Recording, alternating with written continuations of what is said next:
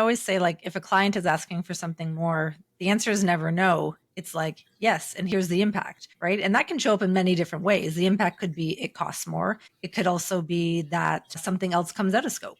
There's lots of different ways to get there. But I think, whenever a client wants something new or something that the team thinks is outside of scope, I always say, don't ever say no, because it's always an opportunity to find something that either provides more value to the client or helps you bring in more money. A lot of times the client will be like, oh, can we just change this? It's not a big deal. I will say something like, well, sure, when you built your last house, I'm sure that making the bathroom only 2 inches wider wasn't a big deal at all. And then they immediately get it. And either they'll want to pay, they won't want to do it, or they'll be like, well, is there somewhere else we can cut a corner to make this happen? Yeah. And we're always happy to do any of those things, but it's really getting everyone on that same page, because to them, it just does seem like, oh, this should be easy. And it's just, no, it's not. Yeah. Easy. It could have a real cascading effect to the whole team. Back when I was a project manager, I was often surprised, a client would come to me and ask for that sort of change. And I'd always say, let me take it back to the team and I'll get back to you.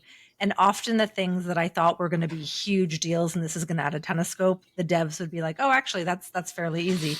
And vice versa. Other things that, I was just like, this seems really easy. And then the dev's like, absolutely not. That would be like 3 additional weeks of work. So yeah, always check with your makers to see what things actually take.